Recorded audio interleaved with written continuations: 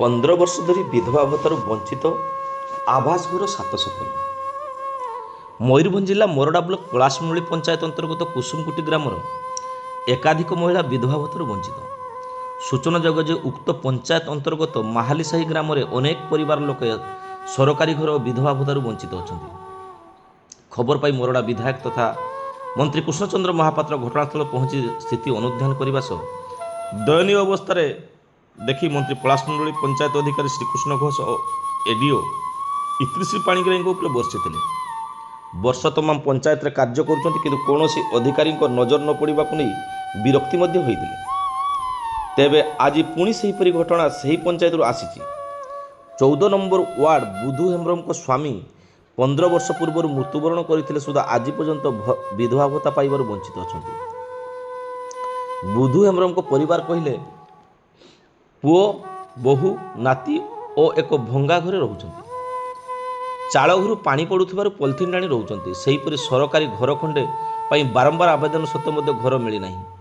ସେହିପରି ଉକ୍ତ ଗ୍ରାମର ରତ୍ନୀ ମୁର୍ମୁଙ୍କ ସ୍ୱାମୀ ମଧ୍ୟ ଗୋଟିଏ ବର୍ଷରେ ମୃତ୍ୟୁବରଣ କରିଥିଲେ ସୁଦ୍ଧା ବିଧବା ଭତ୍ତା ମିଳିନାହିଁ। ଅପରପକ୍ଷରେ 4 ଜଣ ପିଲାଙ୍କୁ ନେଇ ରତ୍ନୀଙ୍କ ପରିବାର ଆବାସ ଘର ନ ଥିବାରୁ ଘର ଉପରେ ପଲିଥିନ୍ ଟାଣି ରହୁଛନ୍ତି। ବାରମ୍ବାର ଅଭିଯୋଗ ସତ୍ତ୍ୱେ କେହି ଶୁଣୁନାହାନ୍ତି ବୋଲି କହିଛନ୍ତି। ପିଓ ଶ୍ରୀକୃଷ୍ଣ ଘୋଷ ଓ ଏଡିଓ ଇତିଶ୍ରୀ ପାଣିଗ୍ରାହୀଙ୍କ ନଜର ନ ପଡ଼ିବା ଦୁର୍ଭାଗ୍ୟଜନକ ବୋଲି ମତ ପ୍ରକାଶ ପାଇଛି। ଯଦି ଅଧିକାରୀମାନେ ପ୍ରକୃତରେ ପଞ୍ଚାୟତର ଲୋକଙ୍କ ସୁବିଧା ବୁଝୁଥାନ୍ତେ, ତେବେ ଏପରି ଘଟଣା ସାମ୍ନାକୁ ଆସିନଥାନ୍ତା। ଖାଲି ମନ୍ତ୍ରୀ ପଞ୍ଚାୟତ ଅଧିକାରୀ ଉପରେ ବର୍ଷିଥିଲେ ବୋଲି ମଧ୍ୟ ମତ ପ୍ରକାଶ ପାଇଛି। ତେବେ ପିଓ ଓ ଏଡିଓ ତଦନ୍ତ କରି ଯୁଦ୍ଧକାଳୀନ ଭିତରେ ଭତ୍ତା ଦେବାରେ କେତେ ସମୟ ଲଗାଉଛନ୍ତି ଦେଖିବାକୁ ବାକି ରହିଲା। नाम कौन माउसी बुधु हेम्ब्रम। कौन असुविधा घर नाही, भत्ता नाही, हैरान होची। घर केमती पानी पड़ुची पॉलिथिन हाँ, घर पानी पड़ुची। केते जण रहउचे घरे बोहो अछि, पो अछि, मो अछि। घर अप्लाई करछो एप्लाई करिथिनी त हेलानी। आ भत्ता भत्ता भी केते नहीं। वर्ष लानी आपन को स्वामी गलानी 15 वर्ष विधवा भत्ता 15 वर्ष लानी पाई नांती ना किछि पाइनी। घर भी नहीं, भत्ता भी नहीं। अप्लाई कला मध्ये अप्लाई कला पर भी के सुनु नांती ना केही तो आसुनी, केही तो सुनुनी। कहछि हाँ पाइबे काहे किछि तो होनी। केते कष्ट रहउतो कष्ट बोली काम दाम भी मु पारुनी, किछि नहीं। नाम कौन रत्नी मुर्मू।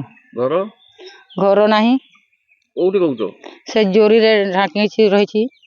तो प्रशासन को अप्लाई करिछो प्रशासन पाखरे घर पे अप्लाई करछो हाँ घर मिलिनी हाँ केते असुविधा रहउतो केते जण रहउतो घरे ए घर केते जण रहउतो 4 जन 4 जण रहउतो हाँ ଏବଂ ତ ଆମେ ଶୁଣୁଥିଲୁ ଯେ ଆପଣଙ୍କର ସ୍ୱାମୀ ନାହାନ୍ତି ना କେତେ ବର୍ଷ ହେଲାଣି ଗଲେଣି वर्षे ବିଧବା ଭତ୍ତା ପାଉଛ ना ବିଧବା ଭତ୍ତା ବି କେବେ ମିଳିନି हम्म ଆପ୍ଲାଏ କଲା ପରେ ମଧ୍ୟ ମିଳୁନି हम्म କଣ ଦାବି ରଖିବ କଣ ଚାହୁଁଛ କଣ ଚାହୁଁଛ होइनी ଘର ଚାହୁଁଛ ଭତ୍ତା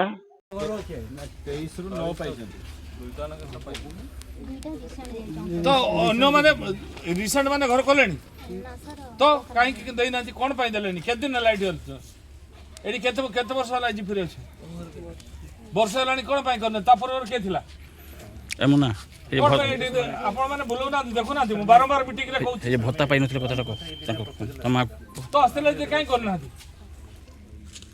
ए जगह उडा ता टिकट जगह अछि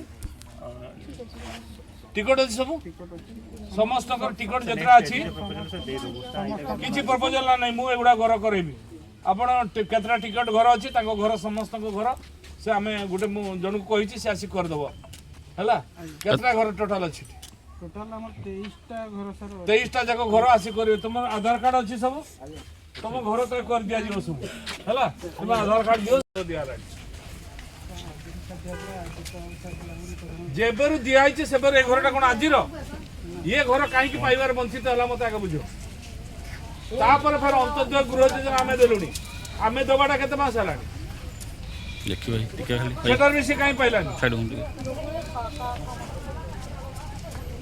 ଆରେ ଆପଣମାନେ ବୁଲିକି ଦେଖୁନାହାନ୍ତି କିଏ ଘର ପାଇବା ଯୋଗ୍ୟ କିଏ ନ ପାଇବା ଯୋଗ୍ୟ।